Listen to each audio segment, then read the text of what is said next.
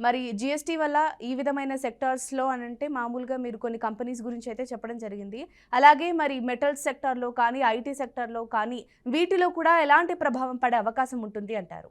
GST పరంగా అయితే అన్నిటికి కూడా పాజిటివ్ న్యూసే ఉంది మేడం.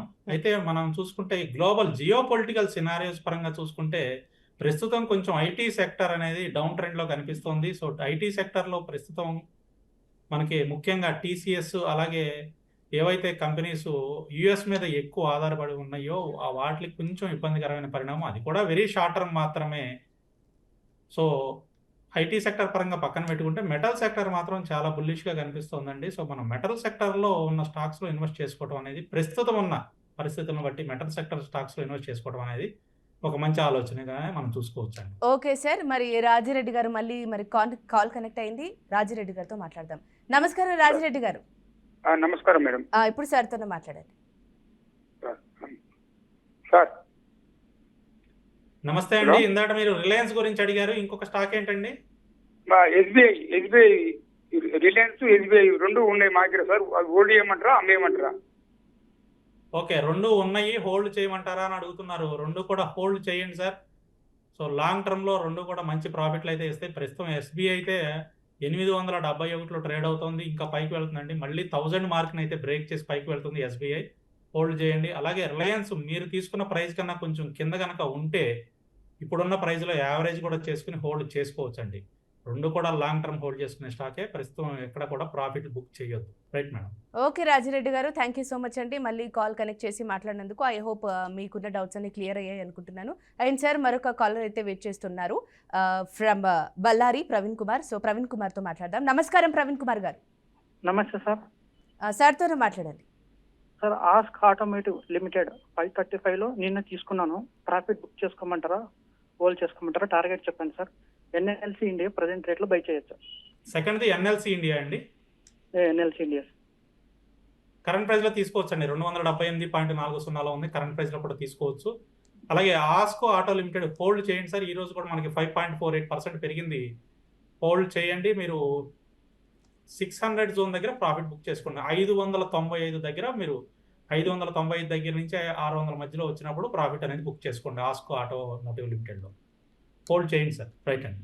రైట్ ప్రవీణ్ కుమార్ గారు. ఐ హోప్ మీకున్న డౌట్ అయితే క్లియర్ అయింది అనుకుంటున్నాను. సార్ మరొక కాలర్ అయితే వెయిట్ చేస్తున్నారు గోవిందరావు అని చెప్పేసి. గోవిందరావు గారు నమస్కారం అండి. మేడం.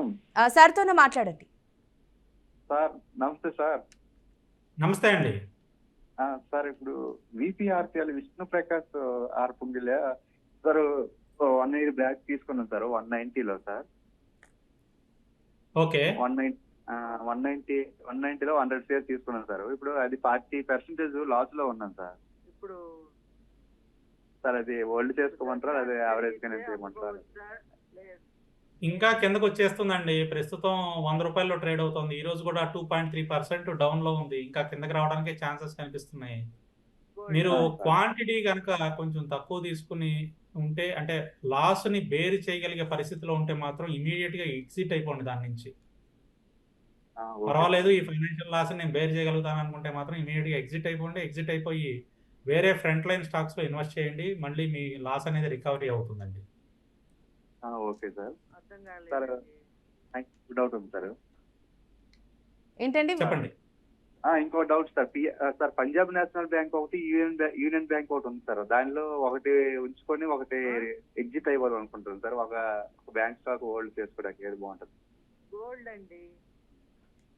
ఎందుకు ఒకటి ఎగ్జిట్ అయిపోదాం అనుకుంటున్నారు? అంటే 2 బ్యాంక్ స్టాక్స్ కదా సార్, అందుకనే. పెరిగి ఉంది కదా, ఇప్పుడు పెరుగు ఓకే. అమ్ముకోవచ్చా? మీరు పంజాబ్ నేషనల్ బ్యాంక్ లో ప్రాఫిట్ లో ఉన్నారా లేకపోతే యూనియన్ బ్యాంక్ లో ప్రాఫిట్ లో ఉన్నారా? సేమ్ 2 మా ప్రైస్ లో ఉన్నాయి సార్. అది 1.5 ఇయర్ నుంచి హోల్డ్ లో ఉన్నాయి సార్. సేమ్ ఇప్పుడు కూడా మా ప్రైస్ లో ఉన్నాయి సార్. ఓకే. 2 మీ ప్రైస్ లో ఉన్నప్పుడు యూనియన్ బ్యాంక్ నుంచి ఎగ్జిట్ అవ్వండి. పంజాబ్ నేషనల్ బ్యాంక్ హోల్డ్ చేయండి. ఓకే. మాది బ్యాంకు కాదండి. Thank you sir. Okay. Okay. Okay Praveen Kumar గారు. థ్యాంక్ యూ సో మచ్ అండి. I hope me doubt clear అయింది అనుకుంటున్నాను. అండ్ సార్ మరొక కాలర్ అయితే వెయిట్ చేస్తున్నారు జయశ్రీ ఫ్రమ్ మద్రాస్. సో జయశ్రీతో మాట్లాడదాం. నమస్కారం జయశ్రీ గారు. నమస్తే అండి. సార్‌తోనే మాట్లాడండి. నమస్తే మేడం, చెప్పండి. హలో, నా పేరు జయశ్రీ అండి, మద్రాస్ అండి. నమస్తే. సార్ నమస్తే సార్ అండి. నమస్తే సార్. ఆ, నాది గోల్డ్ ఉందండి. గోల్డ్ ఇప్పుడు దసరాలో అమ్ముకోవచ్చా, పెరుగుతుంది, లేదంటే దీపావళి దాకా ఎదురు చూడొచ్చా? ఇప్పుడేం అమ్మొద్దండి, హోల్డ్ చేయండి, పెరుగుతుందండి. ఇంకా జయశ్రీ దీపావళి గారు దసరాకి కూడా మనకి గోల్డ్ అనేది పెరుగుతుంది. ప్రస్తుతం ఏం అమ్మొద్దు, హోల్డ్ చేయండి. ఈ రోజు కూడా గోల్డ్ పెరుగుతానే ఉంది.